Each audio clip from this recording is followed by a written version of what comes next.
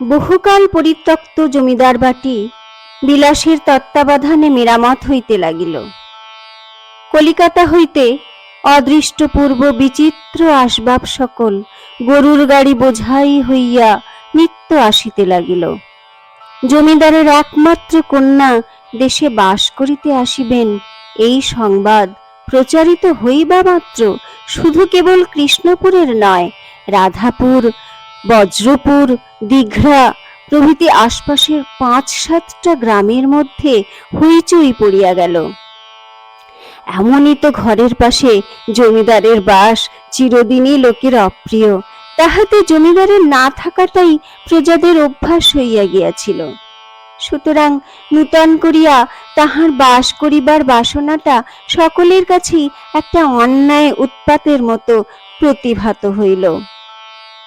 Manager রাসবিহারীর প্রবল শাসনে তাহাদের দুঃখের অভাব ছিল না।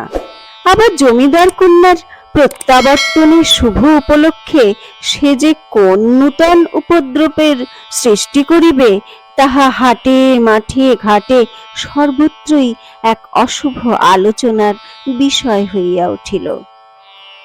পরলোকগত বৃদ্ধ জমিদার বনমালী যতদিন জীবিত ছিলেন, তখন দুঃখের মধ্যেও এই সুখটুকু ছিল যে কোনো গতিকে কলিকাতায় গিয়া একবার তাহার কাছে পড়িতে পারিলে কাহাকেও নিষ্ফল হইয়া ফিরিতে হইত না। কিন্তু জমিদার কন্যার বয়স অল্প, মাথা গরম, রাসবিহারীর পুত্রের সঙ্গে বিবাহের জনশ্রুতিও গ্রামে অপ্রচারিত ছিল না। তিনি মেম সাহেব ম্লেচ্ছ, সুতরাং অদূর ভবিষ্যতে রাসবিহারীর দৌরাত্ম্য কল্পনা করিয়া কাহারও মনে কিছুমাত্র সুখ রহিল না। পৈতাধারী ব্রাহ্মণেরও না, পৈতাহীন শূদ্রেরও না। এমনি ভয়ে ভাবনায় বর্ষাটা গেল। শরতের প্রারম্ভেই এক মধুর প্রভাতে মস্ত 2 ওয়েলার বাহিত খোলা ফিটনে চড়িয়া তরুণী জমিদার কন্যা শত নরনারীর সভয় কৌতূহল দৃষ্টির মাঝখান দিয়া হুগলি স্টেশন হইতে পিতৃপিতামহের পুরাতন আবাসস্থলে আসিয়া উপস্থিত হইলেন। বাঙালির মেয়ে, 18, 19, 20 পার হইয়া গেছে, তথাপি বিবাহ হয় নাই। সে প্রকাশ্যে জুতা মোজা পরে, খাদ্যাখাদ্য বিচার করে না, ইত্যাদি কুৎসা গ্রামের লোকেরা সঙ্গোপনে করিতে লাগিল। আবার জমিদারের নজর লইয়া একে একে দুয়ে দুয়ে আসিয়া নানা প্রকার আনন্দ ও মঙ্গল কামনা জানাইয়াও যাইতে লাগিল।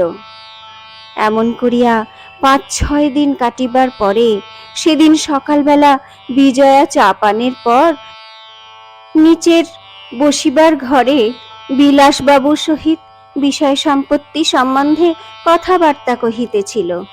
বেহারা আসিয়া জানাইল একজন ভদ্রলোক দেখা করিতে চান। বিজয়া কহিল, এইখানে নিয়ে এসো।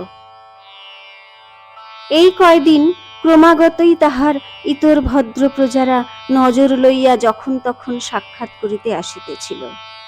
সুতরাং প্রথমে সে বিশেষ কিছু মনে করে নাই, কিন্তু ক্ষণকাল পরে যে ভদ্রলোকটি বেহারার পিছনে ঘরে প্রবেশ করিল, তাহার প্রতি দৃষ্টিপাত মাত্রই বিজয়া বিস্মিত হইল। তাহার বয়স বোধ করি 25-26 হইবে। লোকটি দীর্ঘাঙ্গ, কিন্তু তদনুপাতে হৃষ্টপুষ্ট নয়, বরঞ্চ কৃশ। বর্ণ উজ্জ্বল গৌর, গোপদাড়ি কামানো, পায়ে চটি জুতা, গায়ে জামা নাই, শুধু একখানি মোটা চাদরের ফাঁক দিয়া শুভ্র পৈতার গোছা দেখা যাইতেছে। সে ক্ষুদ্র একটি নমস্কার করিয়া একখানা চেয়ার টানিয়া লইয়া উপবেশন করিল। ইতিপূর্বে যে কোনো ভদ্রলোক সাক্ষাৎ করিতে আসিয়াছে, শুধু যে নজরের টাকা হাতে লইয়া প্রবেশ করিয়াছে তাই নয়, তাহারা সভয়ে কুণ্ঠার সহিত প্রবেশ করিয়াছে। কিন্তু এ লোকটির আচরণে সংকোচের লেশ মাত্র নাই। তাহার আগমনে শুধু যে বিজয়াই বিস্ময়িত হইয়াছিল তাই নয়, বিলাসও কম আশ্চর্য হয় নাই। বিলাসের গ্রামান্তরে বাস হইলেও এদিকের সকল ভদ্রলোককেই সে চিনিত, কিন্তু এই যুবকটি তাহার সম্পূর্ণ অপরিচিত। আগন্তুক ভদ্রলোকটি প্রথমে কথা কহিল, বলিল, আমার মামা পূর্ণ গাঙ্গুলি মশাই আপনার প্রতিবেশী, পাশের বাড়িটি তাঁর। আমি শুনে অবাক হয়ে গেছি যে তার পিতৃপিতামহের কালের দুর্গাপূজা নাকি আপনি এবার বন্ধ করে দিতে চান। এর মানে কি? বলিয়া সে বিজয়ার মুখের প্রতি দৃষ্টি নিবদ্ধ করিল। প্রশ্ন এবং তাহা জিজ্ঞাসা করার ধরনে বিজয়া আশ্চর্য এবং মনে মনে বিরক্ত হইল, কিন্তু কোনো উত্তর করিল না। তাহার উত্তর দিল বিলাস। সে রুক্ষস্বরে কহিল, আপনি কি তাই মামার হয়ে ঝগড়া করতে এসেছেন নাকি? কিন্তু কার সঙ্গে কথা করছেন সেটা ভুলে যাবেন না। আগন্তুক হাসিয়া একটুখানি জিভ কাটিয়া কহিল, না না, সে আমি ভুলিনি এবং ঝগড়া করতেও আসিনি, বরঞ্চ কথাটা আমার বিশ্বাস হয়নি বলেই ভালো করে জেনে নিয়ে যেতে এসেছি। বিলাস বিদ্রুপের ভঙ্গিতে কহিল, বিশ্বাস হয়নি কেন? আগন্তুক কহিল, কেমন করে হবে বলুন দেখি? নিরর্থক নিজের প্রতিবেশীর ধর্মবিশ্বাসে আঘাত করবেন, এ বিশ্বাস না হওয়াই তো স্বাভাবিক। ধর্মমত লইয়া তর্ক বিতর্ক বিলাসের কাছে ছেলেবেলা হইতেই অতিশয় উপাদেয়। সে উৎসাহে প্রদীপ্ত হইয়া প্রচ্ছন্ন বিদ্রুপের কণ্ঠে কহিল, আপনার কাছে নিরর্থক বোধ হলেই যে কারো কাছে তার অর্থ থাকবে না, কিংবা আপনি ধর্ম বললেই সকলে তাকে শিরোধার্য করে মেনে নেবে, তার কোনো হেতু নেই। পুতুল পুজো আমাদের কাছে ধর্ম নয় এবং তার নিষেধ করাটাও আমরা অন্যায় বলে মনে করি নে। আগন্তুক গভীর বিস্ময়ে বিজয়ার মুখের প্রতি দৃষ্টিপাত করিয়া কহিল, আপনিও কি তাই বলেন নাকি? তাহার বিস্ময় বিজয়াকে যেন আঘাত করিল, কিন্তু সে ভাব গোপন করিয়া সে সহজ সুরেই জবাব দিল, আমার কাছে কি আপনি এর বিরুদ্ধ মন্তব্য শুনবার আশা করে এসেছিলেন?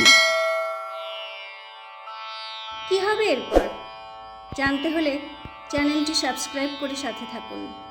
ভিডিওটি ভালো লাগলে লাইক করুন, শেয়ার করুন এবং কমেন্টের মাধ্যমে আপনাদের মূল্যবান মতামত জানিয়ে সমৃদ্ধ করুন। Thank you my loves, take care.